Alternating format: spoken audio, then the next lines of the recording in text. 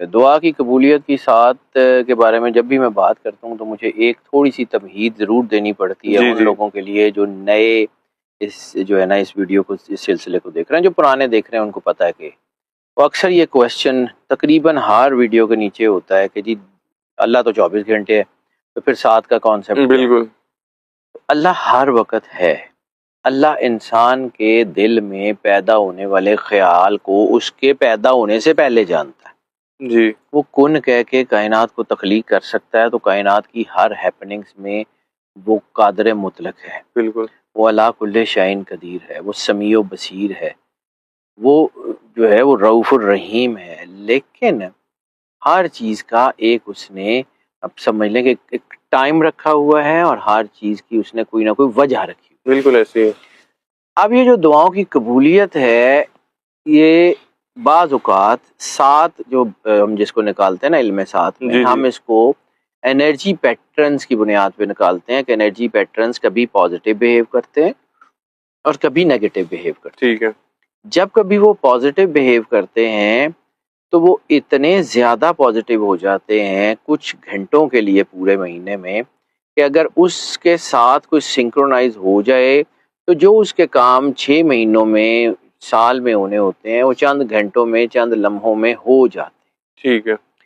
اصل بات ہے سنکرونائزیشن کی. اصل بات ہے اس چیز کی. دعاؤں کی قبولیت کی ساتھ اپنی جگہ لیکن جیسے کوئی ڈاکٹر آپ کو کہتا ہے کہ جی یہ دوائی کھا لیں تو آپ ٹھیک ہو جائیں گے. آپ دوائی کھائیں گے تو ٹھیک ہوں گے نا. یہ تو نہیں ہو سکتا کہ آپ دوائی کو لے آئیں اور دوائی کو فریم کرا کے دیوار پہ ٹانگ دیں اور پھر آپ ٹھیک ہو جائیں. تو ہوتا نہیں. بالکل اسی طرح دعاؤں کی قبولیت کی ساتھ میں ہم بار بار ذکر کرتے ہیں یکسوئی کا, اللہ کے ساتھ جڑنے کا, اللہ کے احساس کا, اور اسی احساس کے چلتے ہوئے آپ نے کیا کرنا ہے کیا نہیں کرنا اس کی بات کرتے ہیں. پڑھنے کے لیے کچھ چیزیں بتاتے ہیں. تب یہ بھی سوال پوچھا جاتا ہے کہ جی جو بندہ قرآن پاک نہیں پڑھتا کیونکہ بعض اوقات کو سورت قرآن پاک کی ایسی ہوتی ہے جو پڑھنے کے لیے اس کی انرجی جو ہے میچ کر جاتی ہے. تو پھر اگر بندہ قرآن پاک نہیں پڑھنا جانتا تو کم از کم درود پاک تو پڑھنا جانتا ہے. بالکل. تو درود پاک پڑھیں جتنا زیادہ پڑھا جا سکتا ہے اس ساتھ کے دوران. کون سا درود پڑھیں یہ بھی اب پوچھتے ہیں لوگ. درود پاک ہے سرکار اور ان کی آل مقدس کی بارگاہ میں درود پاک پڑھنا ہے وہ پڑھیں. درود ابراہیمی پڑھ لیں, کوئی بھی درود پڑھ لیں. درود ہے لیکن اس وقت درود ہے جب اس کے ساتھ سرکار ختمی مرتبت بادشاہ کونین کے نام مقدس کے ساتھ آل محمد بالکل اس میں شریک ہے. وہ نہیں ہے تو سرور انبیاء سرکار ختمی مرتبت بادشاہ کونین نے خود فرمایا کہ میرے پہ کٹا پھٹا درود مت پڑھا کرو.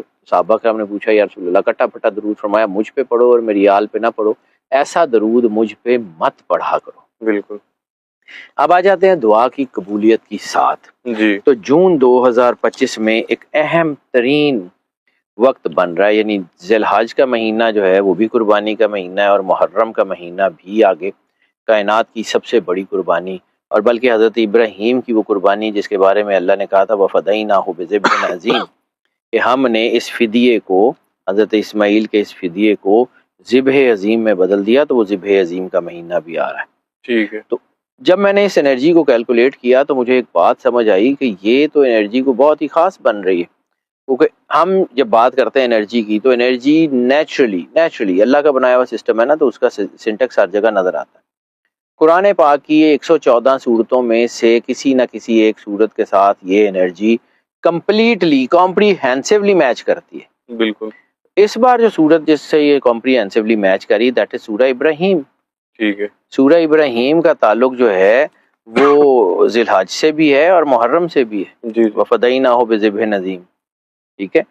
یہ اس وقت جو ٹائم بن رہا ہے اور یہ تقریباً شاید 25-26 محرم کے ارد گرد کا ٹائم جو بنے گا, یہ جو ڈیٹس بن رہی ہیں تو یہ انتہائی شاندار وقت ہے. ٹھیک ہے. ڈیٹ پہلے بتا دیتا ہوں پھر بتاتا ہوں اس کا کرنا کیا ہے اور کیسے ہے, پھر سورہ ابراہیم کی سگنیفیکینس کے اوپر بھی بات کرتا ہے.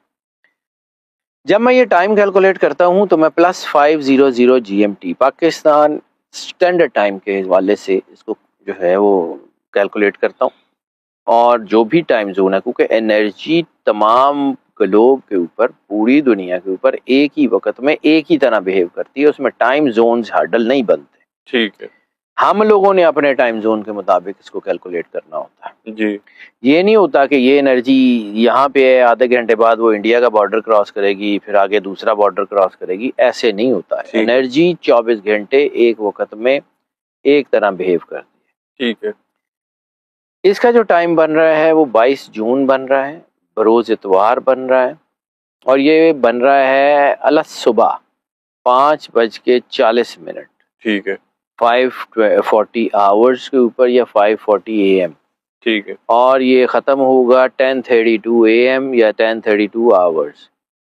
تو یہ 10:32 پہ ختم ہو جائے گا، 5:40 پہ یہ شروع ہوگا، اور یہ 4 گھنٹے 52 منٹ، تقریباً 5 گھنٹے کا یہ ٹائم بن رہا ہے. 292 منٹ، 292 منٹس جو ہے یہ بن رہے ہیں.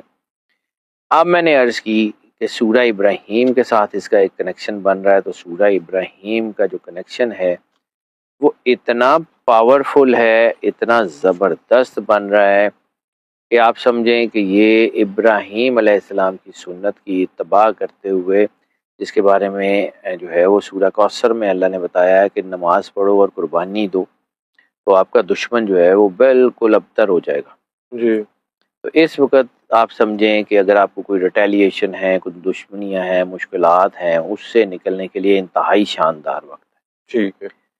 مشکلات کے حل کا وقت ہے، کاروباری ترقی کا وقت ہے، یہ ذہنی دباؤ سے نجات کا وقت ہے. ٹھیک ہے. یہ اللہ کی قربت میں جانے کا وقت ہے، اللہ کی قربت میں رہنے کا وقت ہے، اللہ کی قربت کے احساس کا وقت ہے، یہ روحانیت کے عروج کا وقت ہے، اور اس وقت یہ رشتوں کو قریب کرنے کا وقت ہے. یعنی وہ سارے معاملات جو آپ کی فیملی کے تناؤ ہے، کچھ ایسی چیزیں ہیں یا کوئی وراثتی معاملات میں مشکلات ہیں، تو یہ بہت جلدی حل ہو سکتی ہیں. ٹھیک ہے. اب آ جاتے ہیں کرنا کیا ہے. جی. تو اس کا طریقہ ظاہر سی بات ہے، جب ہم انرجی کو پڑھتے ہیں تو انرجی کے مطابق اس کو جو ہے وہ کیلکولیٹ کرتے ہیں کون سی چیزیں. 2 نفل نماز شکرانہ سب سے پہلے، گریٹیٹیوڈ ٹو اللہ. جی. اللہ کی بارگاہ میں آپ نے اپنا گریٹیٹیوڈ پیش کرنا ہے، اور پیش کرنا ہے کہ جی آپ کا جو شکرانہ ہے وہ کیا ہے، اپنے اللہ کی بارگاہ میں جو پیش ہونا ہے وہ کیسے ہونا ہے، اس کے بارے میں بات کرنی ہے. درود پاک جی کم از کم جو ہے وہ ایک تسبیح شکرانے کی نماز کے بعد درود پاک کم از کم ایک تسبیح، زیادہ سے زیادہ جتنا آسانی سے ہو سکے. اس کے بعد میں نے عرض کیا کہ سورہ ابراہیم، تو ایک مرتبہ سورہ ابراہیم کی تلاوت کریں. ٹھیک ہے. اس کے بعد دوبارہ درود پاک کم از کم ایک تسبیح، زیادہ سے زیادہ جتنا آسانی سے ہو سکے پڑھیں. پھر اس کے بعد سورہ فاتحہ 11 مرتبہ، سورہ ضحیٰ 5 مرتبہ، پھر سورہ مزمل 1 مرتبہ، پھر دوبارہ سورہ ضحیٰ 5 مرتبہ، پھر دوبارہ سورہ فاتحہ 11 مرتبہ، اور پھر اس کے بعد درود پاک کم از کم ایک تسبیح، زیادہ سے زیادہ جتنا آسانی سے ہو سکے. ٹھیک ہے. پھر اس کے بعد 2 نفل صلاۃ الحاجت، 2 نفل صلاۃ الحاجت پڑھنے کے بعد دعا. جی. دعا ایک ایسا تحفہ ہے جو انسان کسی دوسرے انسان کو سب سے قیمتی دے سکتا ہے. بالکل. تو دعا جو ہے وہ اپنے لیے بھی کریں، اپنے دوستوں کے لیے بھی کریں، اپنے عزیزوں کے لیے بھی کریں، ان لوگوں کے لیے بھی کریں جو آپ کے عزیز نہیں ہیں، ان لوگوں کے لیے بھی دعا کریں جن کے ساتھ آپ کی محبت ہے، اور ان لوگوں کے لیے بھی دعا کریں جن سے آپ کو محبت نہیں ہے. جی. ان لوگوں کے لیے بھی دعا کریں جو آپ کے قریب ہیں، ان لوگوں کے لیے دعا کریں جو آپ کے قریب نہیں ہیں. بالکل. اپنے بچوں کے لیے بھی دعا کریں، لوگوں کے بچوں کے لیے بھی دعا کریں. تو پھر دیکھیں اللہ کرتا